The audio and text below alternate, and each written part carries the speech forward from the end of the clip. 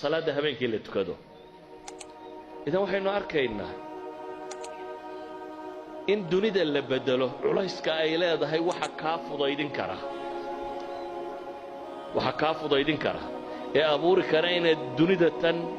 dhibta kaaga imanayso dhamma ay fududaataa waa xidhiidhkaada la leeday inta uu xooggan yahay waa salaad inta aad tukanayso sida awgeed ayaa nebiga markay dhibtu ku adkaatay haddana waxaa la faray tasbiixdiiyo salaadda inuu badiyo waa markay dhibtu ku adkaatay markii la yidhi fasdac bima tu'mar waacrid can ilmushrik ku dhawaaq baa ilahay yidhi wixii lagu faray qoladan gaaleed ee ilaahay dafirtay iyo kuwan mustahzi'iinta iyo waxaasoo dhan kaaga filan ilaahay wuxuu leeyahay walaqad naclamu annaka yadiiqu sadruka bima yaquuluun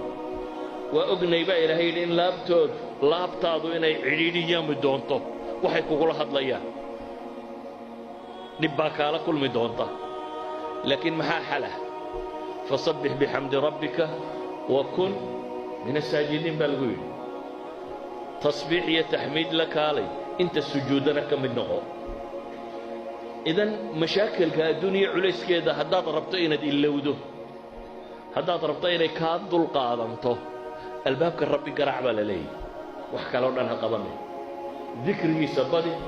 salaadiisa badi cibaadadaa badi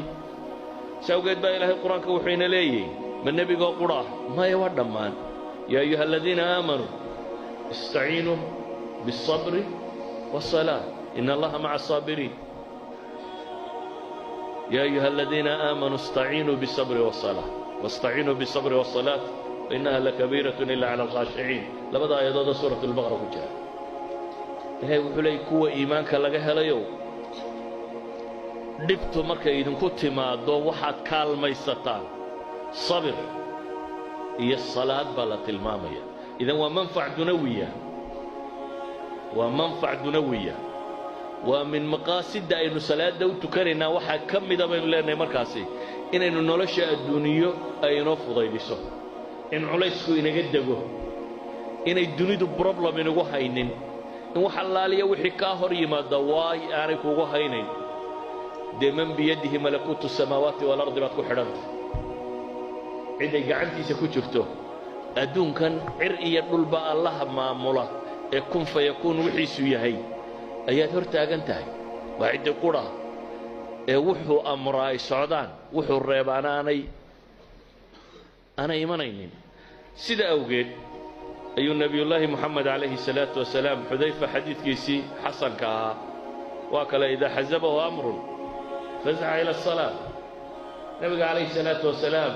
haddii waxbaba warwargeliyaan u fiirso siduu nebigu u fahmay wixii alla faray innaga haddii waxayna warwargeliyaan maxaynu dhahnaa bal tolka u tag bal aw hebel u tag bal taajir hebel u tag marka waxa dhibu ku qabsato ama mashkaladu ku qabsato waxa koowaad adigu aad ka fakartaa makhluuqaadkay u badan yihiin ciddii aad leedahay in kugu ag xeerana aad leedahay waxbay qaban kartaa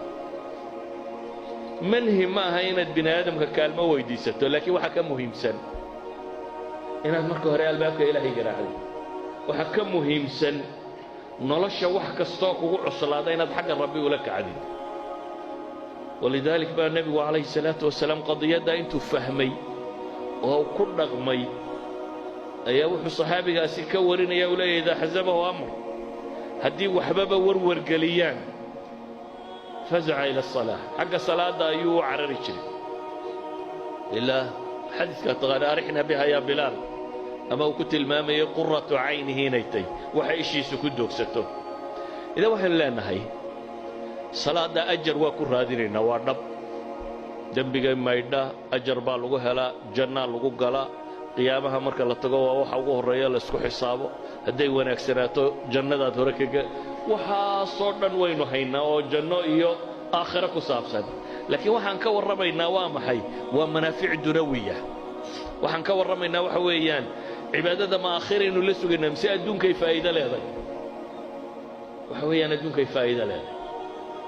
adduunkay dhaqankaaga beddelaysaa culamaa'i tarbiya iyo culamaa'i suluuk waxay ku takhasuseen oo dhammi waa in la bedelo dhaqanka qofka bini aadamka ah haddaad rabto dhaqankaaga inaad bedeshid salaadaadu ha xoogaysato salaadaadu ha qurux badato salaadaadu ha tiro badato salaadaadu tii nebiga ha u ekaatay calayhi salaatu wasalaam taasi waxa ay sababaysaa isbeddel nololeed inuu dhaco oo ah waxa laaliya waxa suluukiyaadkaaga inay wanaag noqon karaan idan waxaan leenahay waa manfac dunawiya intaan manfaca aakhire la gaadhin waxaan leenahay zakadu